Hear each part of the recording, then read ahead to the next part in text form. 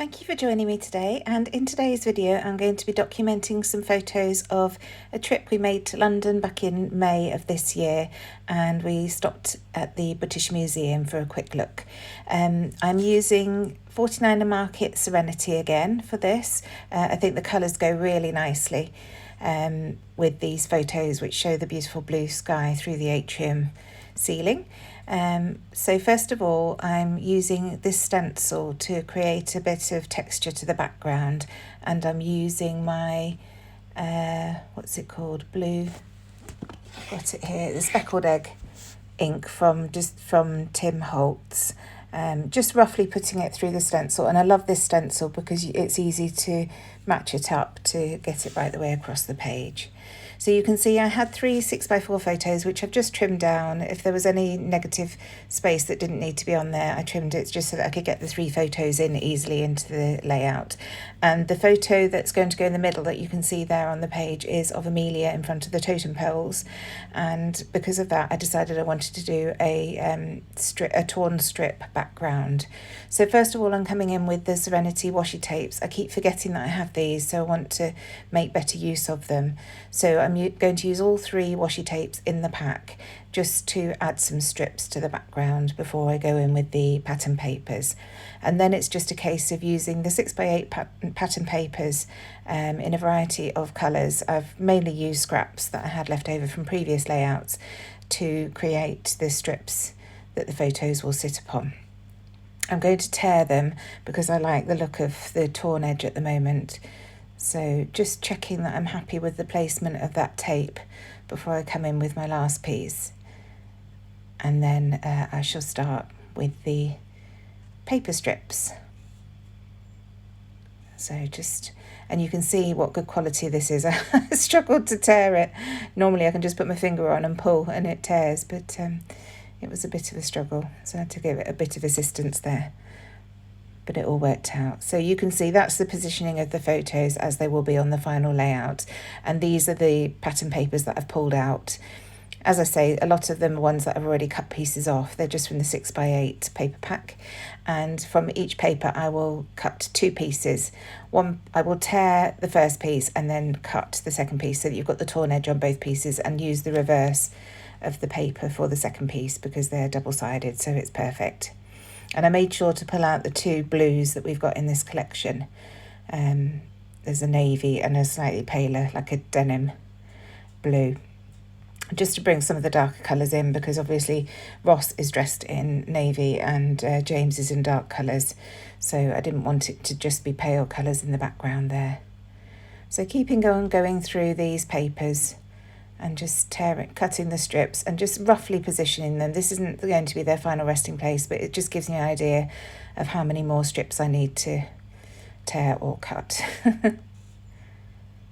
And just coming back in with the photos every so often just to check that I'm happy, that I've got enough, that they cover enough of the background. And it's just all done by eye. There's no recipe or anything really. And then I realised that I want to turn some of the strips over on the right hand side so that the torn bit is on the right, pointing to the right, and then keeping the ones on the left hand side pointing to the left. Just looks better to my eye. There's no right or wrong again, it's just what I wanted to do. So now I want to distribute these solid blues evenly throughout the background, and then I'm going to start sticking. You can faff and fiddle forever doing something like this, and sometimes you're better just starting to stick. And I'm just putting the glue along the straight edge of the paper so that I can curl the torn strips up slightly once everything's down and in place. And I am going to be overlapping some of the washi tape, overlapping the papers on top of one another in some parts, and just creating a lovely texture for those photos to sit on. And the photos will go on foam pads just to raise them up above the strips and to give a bit of extra dimension and movement. It means that I can curl the edges of the paper more easily. And that's the look that I want. So nearly there now with gluing these down, just the last few strips to go. And you can see I'm varying, they're all the same length, these papers, but I'm varying the where I position the positioning of them. So some are up higher and some are down lower. And again, it just adds to the movement and dimension on the page. The other way you can do that, of course, is to vary the size of the strips, but I didn't feel that necessary on this page.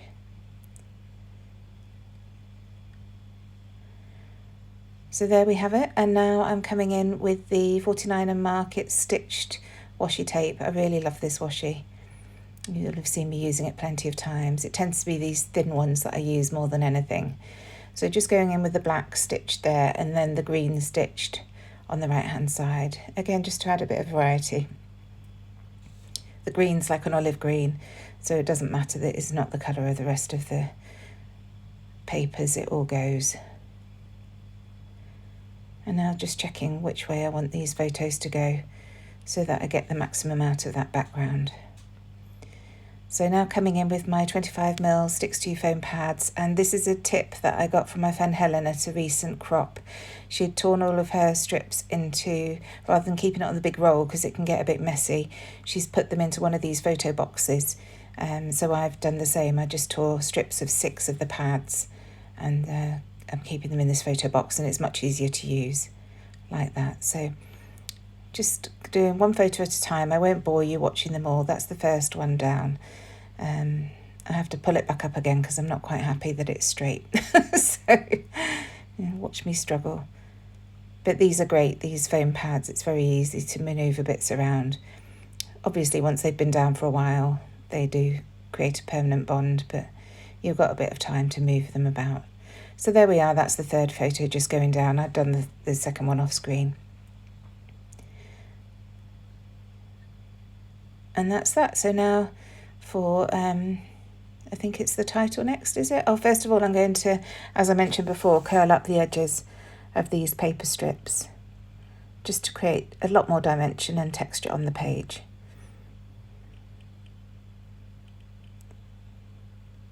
And while I'm doing this, I am thinking about where the title's going to go. I wasn't sure whether to put it along the bottom or down the side. So this just, again, it's a bit of thinking time while you're doing something. I don't often have a plan when I start doing a layout. It all evolves, so I need this thinking time just to decide exactly what I'm going to do. So that's those edges all curled up nicely. And now, yes, I'm going to come in with my title. So these are the Florence stickers from Bella Blvd. I've had these for a while in my stash. They're gorgeous. And this navy works really nicely with these photos. So I'm just spelling out the British Museum along the side here. I have already done a couple of layouts about this trip, so I didn't need to add any journaling to this one. It's just a companion page really to the other ones. So adding my date with my gel pen. I just decided to handwrite it this time. And now coming in with some chipboard shapes. I just wanted to have a look to see what there was in this packet because I was sure there would be a couple of bits I could fit in, and I do. I managed to find a little word strip just there, and it says "Always Be Us," and I think that's very fitting of these photos of my family. So that goes down there at the bottom. And then I keep looking through and I find a little chipboard butterfly which will go at the top left hand side there, and then a heart with the same sort of colouring that I want to put down here, but I didn't want it on its own, so then I stick it onto one of the circles, the chipboard circles, and that looks really nice, clustered with that "Always Be Us" phrase.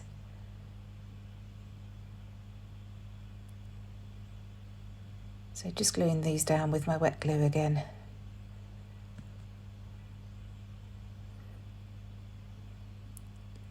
And now into the laser cut pieces, and I just find a brown ticket, and sometimes when you're doing a monochromatic layout it's nice to just bring a touch of a different colour in, just to break things up a little bit. So I cut that ticket in half and tuck a little piece here, and then the reverse of it is actually a lovely navy blue, you can see there, so I tuck the other piece just underneath that and keep them together.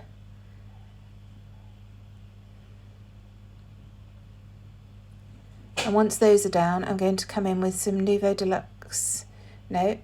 Crystal Drops to add some dots around the page, just to create another bit of interest.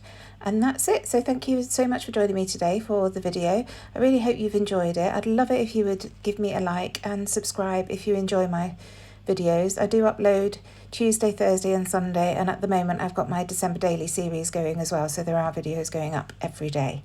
Thank you so much again. I'll see you soon. Bye.